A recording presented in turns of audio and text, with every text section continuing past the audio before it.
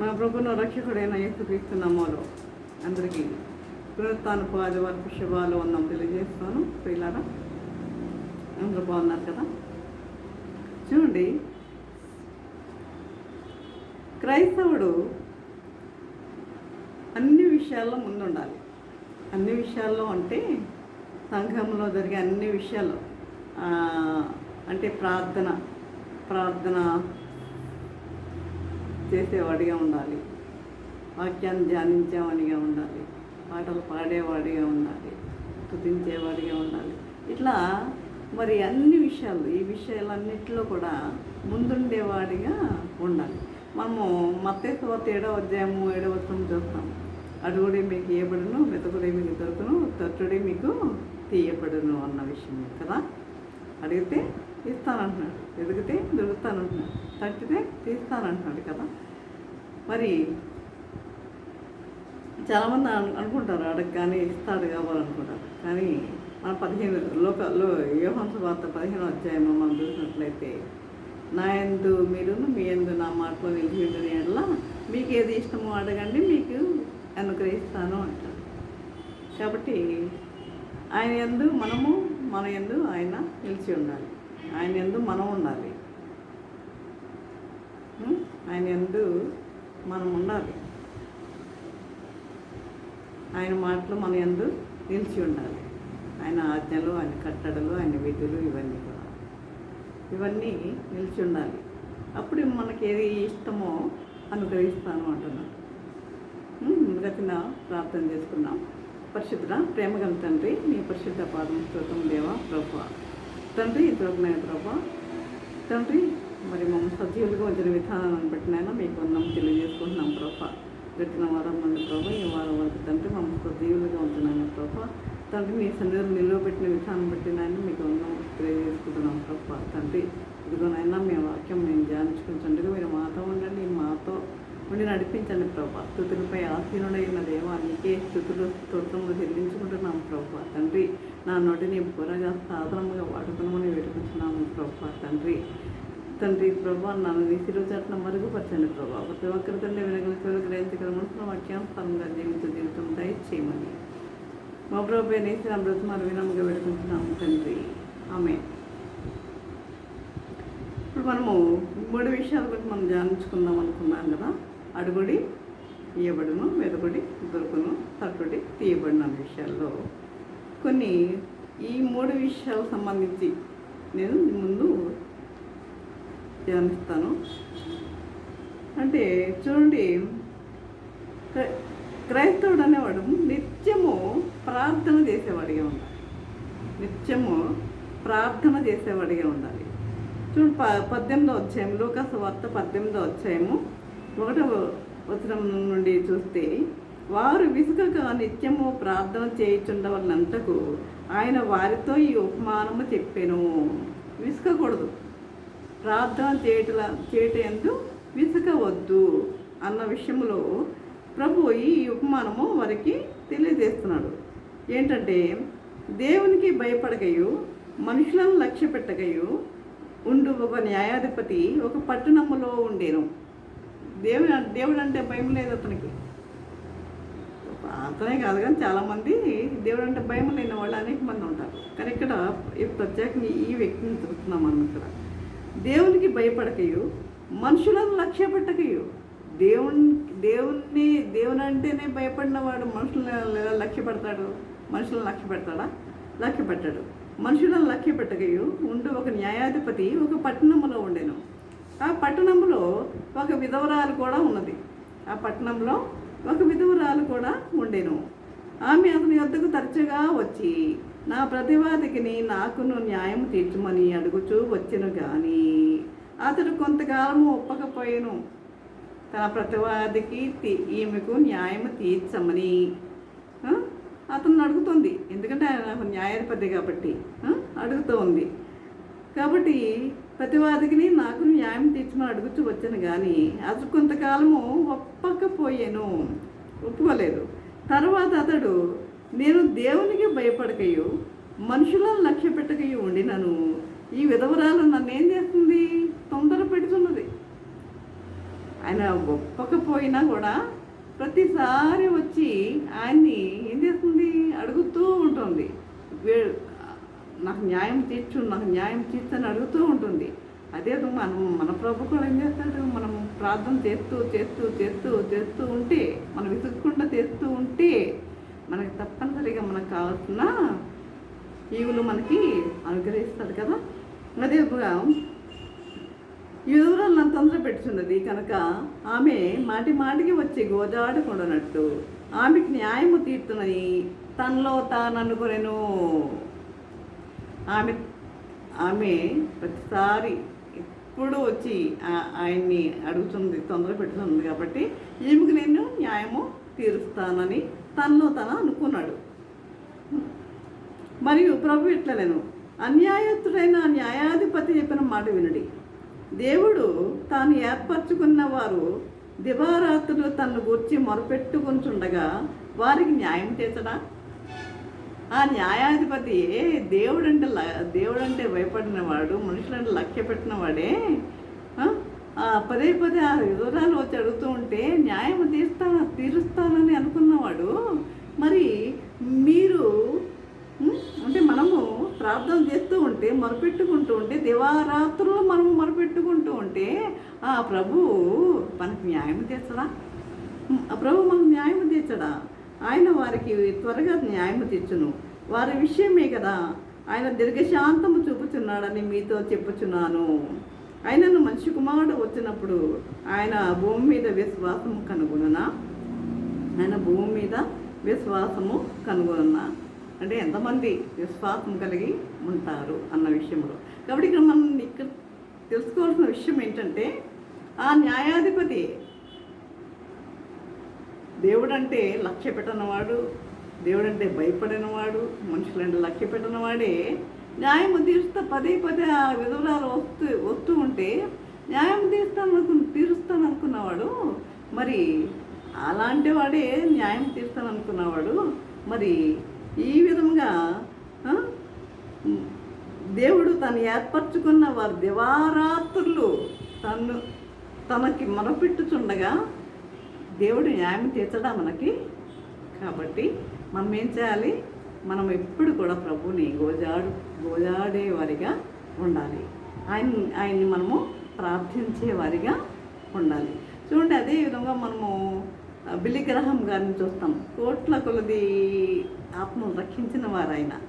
కోట్ల కొలది ఆత్మలను చివరిసారిగా ఆ విశ్వాసులు అందరూ అనేక మంది మీ యొక్క ఇంత మరి ఈ విధంగా ఇంతమందిని రక్షించడానికి గల కారణం ఏంటి అని అనేక మంది ఆయన అడిగితే ఆయన చెప్పిన సమాధానం ఏంటి తెలుసా? ఆయన సమాధానము 3 చెప్పాడు. ప్రార్థన, ప్రార్థన, ప్రార్థన, అంతే. కాబట్టి మనం ఏం చేయాలి? ప్రార్థన చేసేవారిగా ఉండాలి. ప్రతి విషయంలో మనము ప్రార్థించేవారిగా ఉండాలి. విసుగవద్దు. దేవుడు ఒకవేళ నేను పరీక్షించడానికి ఒకవేళ నీ మన ఆలకించట్లేదేమో, విసుగవద్దు. విసుగకుండా నీవు ప్రార్థించేవారిగా ఉండాలి. కాబట్టి వారిని విసుగగా నిత్యము ప్రార్థన చేయవలన అంటకు ఆయన వారితో ఈ ఉపమానము చెప్పాడు. ఇక చూసినట్లయితే చూడండి,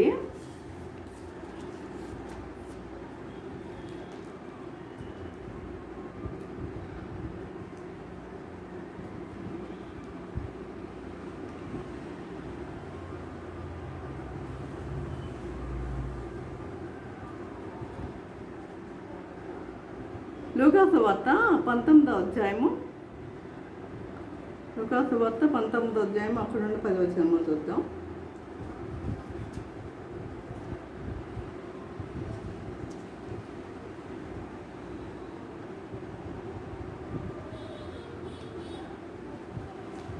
అంటే ఏంటి? ఇక్కడ మనము ముందే దేని గురించి ప్రార్థించట్లో అంటే విసుగకుండా ప్రార్థించాలన్న విషయంలో, అడుగుడి మీకు ఇయ్యబడును అంటే అడుగుడు అంటే ప్రార్థన చేయాలి కదా, అప్పుడు మీకు ఇయ్యబడుతుంది. రెండవది, వెతకుడు మీకు దొరుకును, వెతకండి మీకు దొరుకుతుంది. ఇది రెండవది. 19వ అధ్యాయం లూకాసు వార్త 19వ అధ్యాయం 1 నుండి 10 వచనములు చూద్దాం. ఆయన సంచరించుచు ఎరుకో పట్టణంలో ప్రవేశించి దాని గుండా పోవచ్చుండెను. ఇదిగో సుంకపు గుర్తుదారుడును ధనవంతుడునైన జక్కయ్య అని పేరు గల ఒకడు యేసు ఎవరో అని చూడగోరెను గాని పొట్టివాడైనందున జనులు గుంపుగూడి ఉంటే వలన చూడలేకపోయాను. యేసు గురించి విన్నాడు కానీ యేసు ఎవరో చూడలేదు.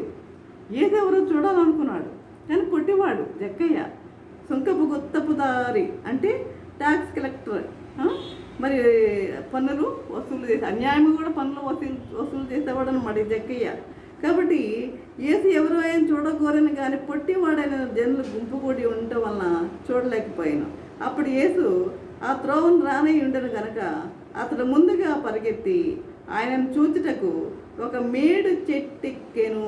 ఇప్పుడు యేసు ఆ త్రోవను రానై ఉండెను కనుక అదే త్రోవను వస్తున్నాడని తెలుసుకొని పరిగెత్తుకుని వెళ్ళి, చూడండి ఆసక్తి చూడండి, ప్రార్థన పెడుతుంటే ఆసక్తిగా మనము దేవుని సన్నిధానానికి మనం వెళ్ళేవారిగా ఉండాలి. అదేవిధంగా ఇతడు పరిగెత్తి ఆయనను చూసినకు మేడి చెట్టెక్కెను. యేసు ఆ చోటికి వచ్చినప్పుడు కన్నులెత్తి చూచి, జక్కయ్య త్వరగా దిగుము, నేడు నేను నీ ఇంట ఉండవలసి ఉన్నదనేది అతనితో చెప్పగా అతడు త్వరగా దిగి సంతోషంతో ఆయనను చేర్చుకొనెను.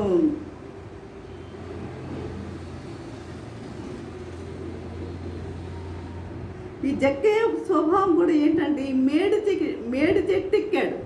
మేడి చెట్టు అంటే చూడండి, మనకి ఒక పద్యం ఉంటుంది, మేడి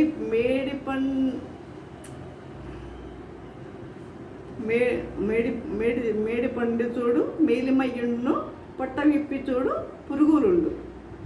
మేడి పండు చూడు మేలిమయ్యుడును, పొట్ట విప్పి చూడు పురుగులుండు అన్నట్టు మేడిపండు పైకి బాగానే ఉంటుంది కానీ దాని పొట్ట విప్పి చూస్తారంట పురుగులు ఉంటాయంట. ఆ స్వభావం ఈ యొక్క జక్కయ్యది. అంటే ఎందుకని అది పైకి బాగానే ఉన్నాడు కానీ అతను అందరి దగ్గర అన్యాయంగా ఈ యొక్క పన్నులు వసూలు చేసేవాడు. కాబట్టి ఈ జక్కయ్య కన్నులెత్తి చూసి అక్కడికి వచ్చినప్పుడు, మేడి చెట్టు దగ్గరికి వచ్చినప్పుడు, యేసు ఆ చోటుకి వచ్చినప్పుడు కన్నులెత్తి చూసి, జక్కయ్య త్వరగా దిగము, నేడు నేను నీ ఇంట ఉండవలసి ఉన్నదని అతనితో చెప్పగా త్వరగా దిగి సంతోషంతో ఆయనను చేర్చుకునేను. సంతోషం వచ్చిందో జక్కయ్యకు. సంతోషంతో ఆయనను చేర్చుకునేను. అందరూ అది చూసి ఈయన పాపి అయిన మనిషిని వద్దకు బస చేయ వెళ్ళని చాలా సణుక్కొండ్రి. అంటే అందరికీ జక్కయ్య అంటే కోపమే. ఈ పాపి అయిన మనిషిని వద్దకు బస చేయ వెళ్ళని చాలా సణుక్కొండ్రి. జక్కయ్య నిలువబడి అప్పుడు ఏమంటున్నాడు చూసారా, ఆ జక్కయ్యలో మారు మనసు వచ్చింది. అది కావాలి. ఆ మారు మనసునే ప్రభువు చూశాడు. ఆ జక్కయ్య ఎందుకు వెళ్ళి చెట్టెక్కాడు? అతనిలో అది యేసు అని ఎవరో అని తెలుసుకోవాలని ఎందుకు అనుకున్నాడు? అతనిలో మారు మనసు కలిగింది. కాబట్టి ఇక్కడ జక్కయ్య నిలబడి, ఇదిగో బ్రహ్మ, నా ఆస్తిలో సగము బీదలకు ఇచ్చుచున్నాను, నేనెవరి యుద్ధనైనాను అన్యాయంగా దేన్నైనా తీసుకున్న ఎడల అతనికి 4 గంటలు మరలా చెల్లించునని ప్రభువుతో చెప్పాను. చూసారా, చేసుకున్నదంతా తిరిగి చెల్లిస్తానని. ఎంత అతనిలో మార్పు కలిగితే తప్ప ఆ మాట్లాడలేడు. బీదలకు ఇచ్చుచున్నాను, నా ఆస్తిలో సగము బీదలకు ఇచ్చుచున్నాను, నేనెవరి యుద్ధనైనాను అన్యాయంగా దేన్నైనా తీసుకున్న ఎడల అతనికి 4 గంటలు మరలా చెల్లించునని ప్రభువుతో చెప్పాను. అందుకు యేసు, ఇతడును అబ్రహాము కుమారుడే, ఎందుకనగా నేడు ఇంటికి రక్షణ వచ్చి ఉన్నది. కాబట్టి ప్రియులారా, మారు మనసు అనేది ప్రతి ఒక్కరూ కలిగి ఉండాలి. ప్రతి ఒక్కరూ దేవుని సన్నిధికి వెళ్ళి పాటలు పాడటము, మరి బైబిల్ చదవటము, ప్రసంగాలు చేయడము ఇవి కాదు. కానీ కావాల్సింది మనకు ముఖ్యంగా మనలో మార్పు కావాలి. మార్పు చూస్తున్నాడు దేవుడు, మనం మార్పు చూస్తున్నాడు కదా. మరి ఆ మార్పు ఎంతమంది కలిగి ఉన్నారు? ఇంకా చూసినట్లయితే ఇప్పుడు మనము అడుగుడి ఇయ్యబడును అంటే ప్రార్థన చేస్తే నీకు ఇయ్యబడుతుంది, వెతుకుడే దొరుకును, నువ్వు వెతికితే నీకు దొరుకుతుంది. తర్వాత లూకాసు వార్త 11వ అధ్యాయము 5 నుండి 11 వచనం చెప్పి నేను ముగిస్తాను. లూకాసు వార్త 11వ అధ్యాయము 5వ అధ్యాయము 11వ వచనంలో. వార్త 11వ అధ్యాయము.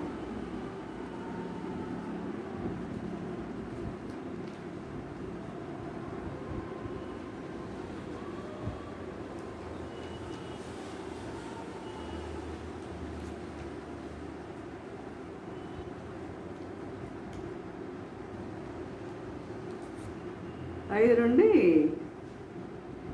11వ వచనాలు. మరియు ఆయన వారితో ఇట్లా నేను మీలో ఎవరికైనా ఒక స్నేహితుడు ఉండగా, మీలో ఎవరికైనా ఒక స్నేహితుడు ఉన్నాడు కదా. అయితే అతను అర్ధరాత్రి వేళ ఆ స్నేహితుని యొద్దకు వెళ్ళి, స్నేహితుడా నాకు 3 రొట్టెలు బదులిమ్ము, నా స్నేహితుడు ప్రయాణం చేయొచ్చు మార్గంలో నా యొద్దకు వచ్చి ఉన్నాడు, అతనికి పెట్టుటకు నా యొద్ద ఏమీ లేదని అతనితో చెప్పిన ఎడల అతడు లోపలనే ఉండి, నన్ను తొందర పెట్టవద్దు, తలుపు వేసి ఉన్నది, నా చిన్నపిల్లలు నాతో కూడా పండుకొని ఉన్నారు, నేను లేచి ఇయ్యలేనని చెప్పునా? ఇలా చెప్తాడా? నేను లేచి ఇవ్వలేను, నా బిడ్డలు పడుకుని ఉన్నారని చెప్తాడా?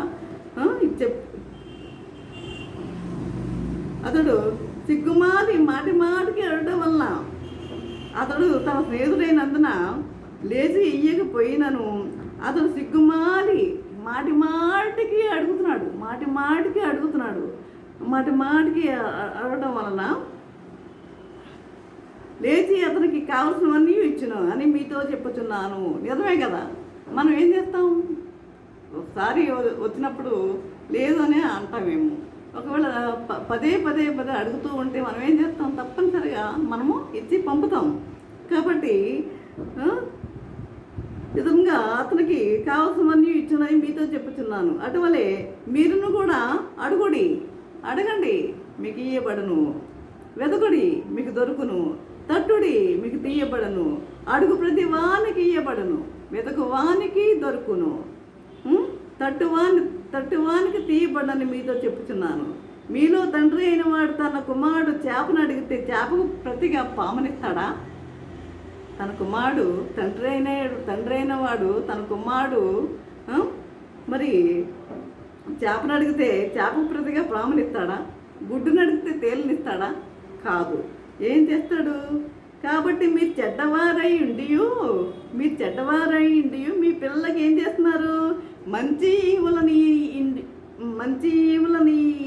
నెరిగి ఉండగా మీరు చెడ్డవారై ఉండి మీరు ఏం చేస్తున్నారు? మీ బిడ్డలకి మీ పిల్లలకి మంచివి ఇస్తున్నారు. అట్లాంటప్పుడు పరలోకమందున్న మీ తండ్రి తను అడుగు వారికి పరిశుద్ధాత్మని ఎంతో నిశ్చయముగా అనుగ్రహించున. నేను మనమే మన బిడ్డలకు మంచి ఈవులను అనుగ్రహిస్తున్నప్పుడు మన పరలోకపు తండ్రి మనకి మంచి ఈవులను మనకు అనుగ్రహించడా? కాబట్టి ప్రియులారా, మనము ఈ విధముగా మనం నేర్చుకోవాల్సింది ఏమిటంటే అడుగుడి ఇయ్యబడును అంటే ప్రార్థన నిత్యము మనము చేస్తూ ఉండాలి. విసుగకుండా చేస్తూ ఉండాలి. దేవుడు తప్పనిసరిగా నీ మొర ఆలకిస్తాడు. వెదకుడి నీకు దొరుకును, వెతకండి. జక్కయ్య ఎలా వెతికాడు? అది యేసు కొరకు. యేసు తన ఇంటికే వచ్చాడు. తనలో మారు మనసు కలిగింది. వెతకండి, దొరుకుతుంది.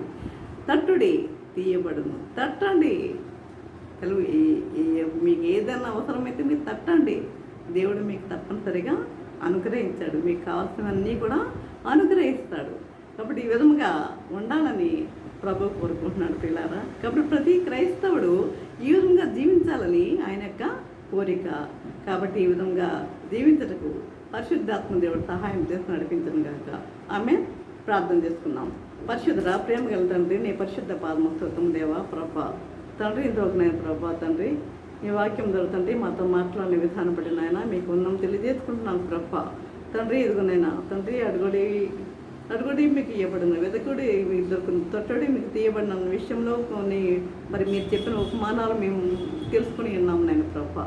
తండ్రి అదే విధంగా నేను ప్రభా మరి మేము భయభక్తులు కలిగి జీవించలాగిన కృప చూపండి నాయన ప్రభా. తండ్రి ప్రతి ఒక్కరిలో మార్పు కలిగితేయండి నాయ ప్రభా. ప్రతి ఒక్కరిలో మారు మనసు రక్షణ దయచేయమని వేడుకొంచున్నాం నాయ ప్రభా. ఈ విధంగా జీవించటకు నీ కృప అనుగ్రహించమని నజరేయుడైన యేసు అమృతమాల వినంగా వేడుకొంచున్నాం తండ్రి. ఆమేన్. తండ్రి అయిన దేవుని ప్రేమ, కుమారుడైన యేసుక్రీస్తు కృపయు, పరిశుద్ధాత్మిక అన్యోన్య సహవాసము సకల జీవనంలో సదాకాలము ప్రభా తండ్రి ఎంతమంది అయితే ప్రభా వాక్యం విని నా ప్రతి ఒక్కరికి తోడే నిలిచిండను గాక. Amen amen amen.